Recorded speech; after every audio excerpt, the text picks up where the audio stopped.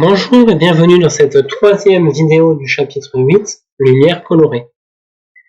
Donc, dans les deux premières vidéos, nous avons vu que la lumière blanche était une superposition de différentes longueurs d'onde et qu'on pouvait disperser cette lumière blanche à l'aide d'un prisme pour observer les différentes longueurs d'onde présentes dans cette lumière. Aujourd'hui, nous allons étudier les spectres d'émission.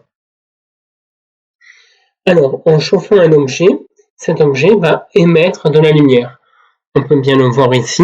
Quand on chauffe ce fer à blanc, il commence à rayonner, à émettre de la lumière, tout comme la lave rayonne et émet de la lumière, ou un feu. Donc, le spectre lumineux émis par un objet qu'on chauffe est continu. Comme on peut le voir ici, on va aller du rouge vers le bleu, vers le violet, de façon continue, il ne manque aucune longueur d'onde.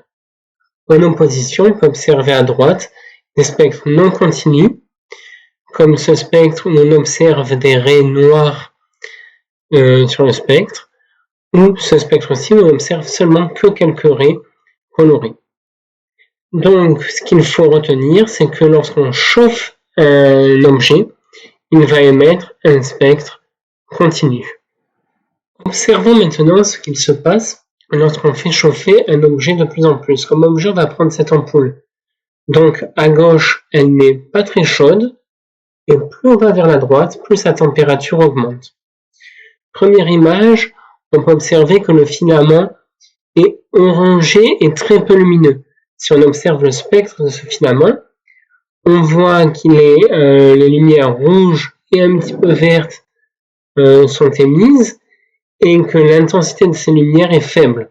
Sur ce spectre, on voit qu'il ne brille pas tellement. On chauffe notre filament.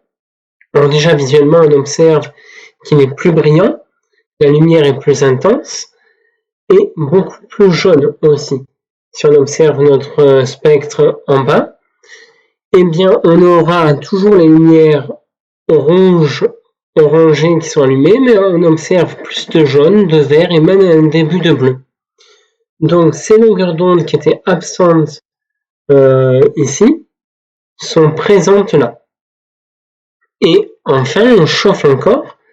Et là, la lumière devient blanche, très brillante. Les longueurs d'onde bleues sont émises. Et on s'en rappelle, si on a des couleurs, des longueurs d'onde allant du rouge jusqu'au bleu en même temps, eh bien notre œil, notre cerveau perçoit une couleur blanche.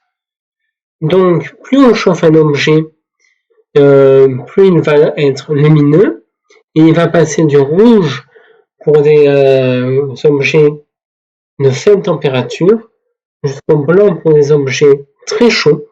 Et on peut même aller pour des objets encore plus chauds vers des couleurs comme le bleu. Alors ça s'explique parce que si on augmente encore la température, la quantité de rayons bleus va augmenter fortement. On aura plus de rayonnements bleus que d'autres rayonnements. Et du coup, on va percevoir une couleur bleue. Observons maintenant un nouveau phénomène. Donc, je rappelle, on vient de voir le spectre continu qui est dû au rayonnement de notre objet à cause de sa température. On va maintenant voir les spectres d'émission. Donc, cela, on les obtient lorsqu'on chauffe un gaz à basse pression, un gaz constitué d'un seul type d'atome. Donc là, on a notre gaz et on le chauffe. On le chauffe, il va émettre un rayonnement lumineux.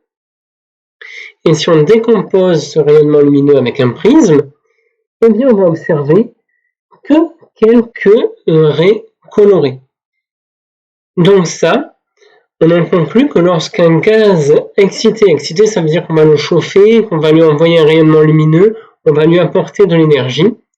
Donc gaz excité à basse pression, il va émettre une lumière qui sera composée d'une ou plusieurs radiations, donc d'une ou plusieurs longueurs d'onde, et on parlera alors de spectre de raies d'émission, comme vous pouvez en voir ici.